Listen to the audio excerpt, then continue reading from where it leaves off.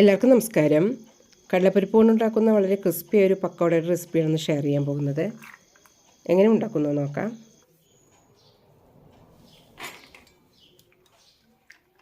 വെള്ളം ചേർക്കാതെ തന്നെ അരയ്ക്കണം.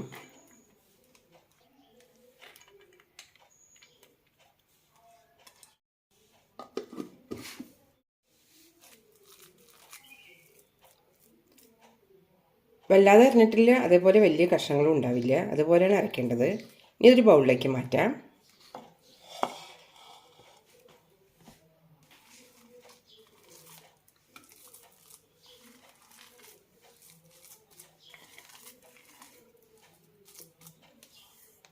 മാവ് ഇതുപോലെ കട്ടിയായിരിക്കണം. ഇനി ഇതിലേക്ക് 1 ടീസ്പൂൺ കടലമാവ് ഇടാം. നല്ല ക്രിസ്പിയായി കിട്ടാൻ 1 ടേബിൾ സ്പൂൺ അരിപ്പൊടിയും. ഇതിലേക്ക് സവാള ഇടാം.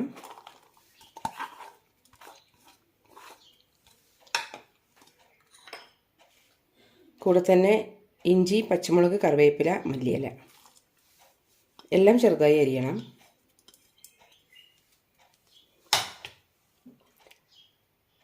പിന്നെ ആവശ്യമുള്ളത് മുളക് പൊടി, മഞ്ഞൾപ്പൊടി, ഉപ്പ്, ചെറിയ ജീരകം, വലിയ ജീരകം, കുറച്ച് ഗരം മസാല.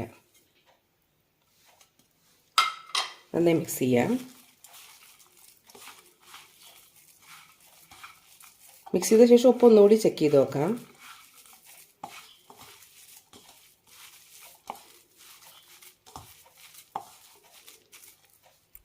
ഉപ്പ് കുറവാണ്, കുറച്ചുകൂടി ഇടാം.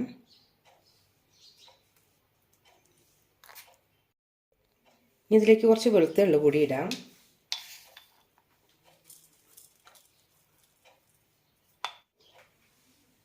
ഒരു ടീസ്പൂൺ വെള്ളം.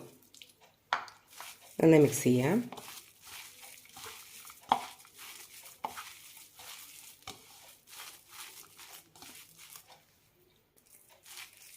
മാവ് റെഡിയായിട്ടുണ്ട്.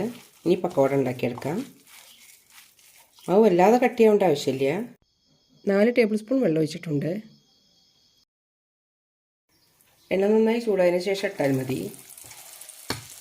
ചെറിയ ചെറിയ പീസുകളായി ഇടാൻ പറ്റണം. ഇതാണ് മാവിൻ്റെ കൺസിസ്റ്റൻസി.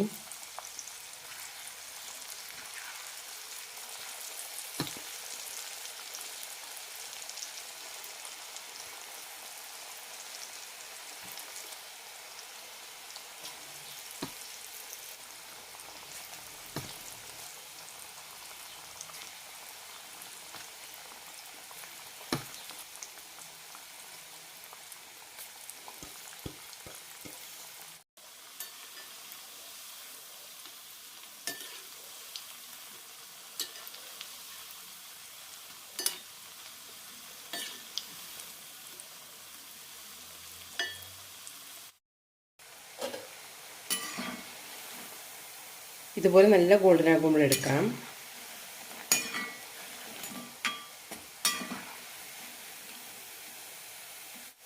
ഷേപ്പൊക്കെ നമുക്ക് ഇഷ്ടത്തിനനുസരിച്ച് ഇടാം. ചെറുതായിട്ടാണെങ്കിൽ നല്ല ക്രിസ്പിയായി കിട്ടും.